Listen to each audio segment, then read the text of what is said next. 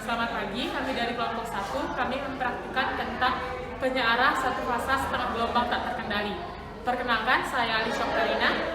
Saya Adriana Manini. Saya Amelia Wahyu Safitri. Saya Ahmad Fajri Arifandia. Saya Al Khair Bakti. Saya Ahmad Rek Ramadan.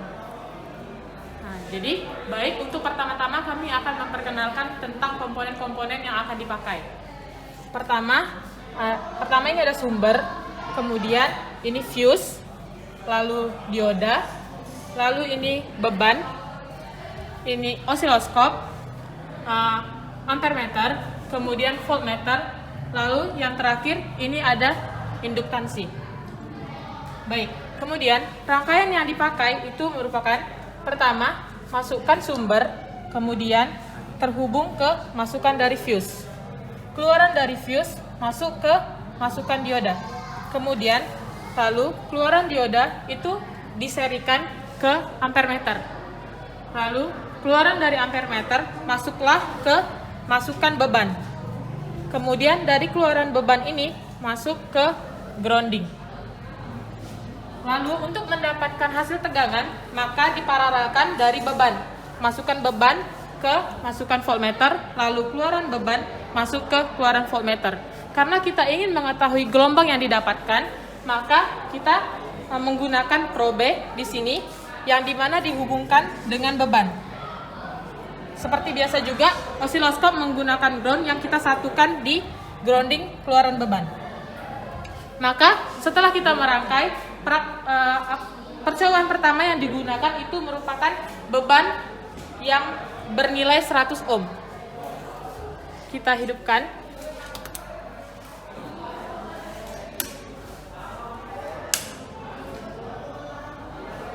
Baik, ini gelombang yang didapatkan ketika beban bernilai 100 ohm.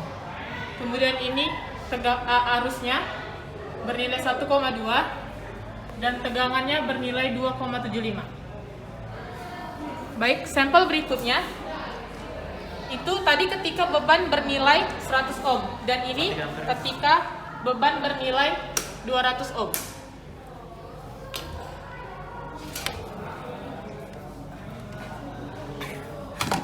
Ini masuk ke sini. Untuk mendapatkan beban 200 ohm maka perlu diserikan. Keluaran dari 100 ohm masuk ke beban 100 ohm. Baik. Ini ketika beban bernilai 100 ohm, maka kita akan coba hasil yang beban 200 ohm, maka hasil yang didapatkan sebagai berikut. Baik. Setelah kita ketahui bahwa ketika kita bandingkan ketika beban bernilai 100 ohm dan 200 ohm, di sini kita dapat lihat bahwa arus yang didapatkan itu bernilai lebih kecil daripada beban bernilai 100 ohm. Seperti yang kita ketahui, ketika bebannya semakin naik, maka arusnya akan semakin kecil. Baik, kita tadi sudah mempraktekkan tentang beban yang bernilai 200 ohm. Maka kita akan gunakan ketika dihubungkan juga dengan beban induktansi. Ketika tadi beban bernilai 200 ohm, maka kita akan lihat jika kita menggunakan beban induktansi juga. Maka di sini keluaran yang beban ini dimasukkan ke dalam keluaran sini. Maka yang beban yang ini dihubungkan ke masukan ini. Jadi ini bernilai, R-nya bernilai 200 ohm dan L-nya bernilai 200 juga. Baik, maka kita akan lihat.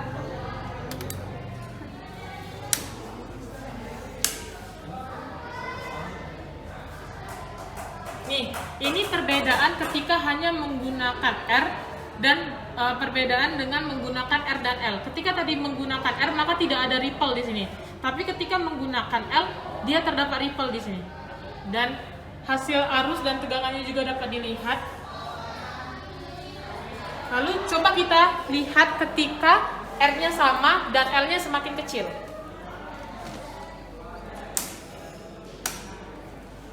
Ini hanya dipindahkan ke sini.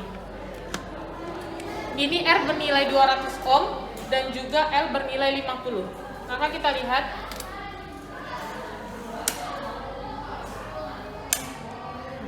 terdapat signifikan ripple di sini. Ketika tadi R bernilai 200, maka ripple-nya itu semakin terlihat atau banyak. Tapi ketika FL-nya hanya bernilai 50, maka ripple-nya itu kelihatan lebih tipis daripada yang bernilai 200. Dan dapat dilihat arus dan juga tegangannya. Baik, itulah praktikum dan hasil dari percobaan kami. Kami mengucapkan terima kasih.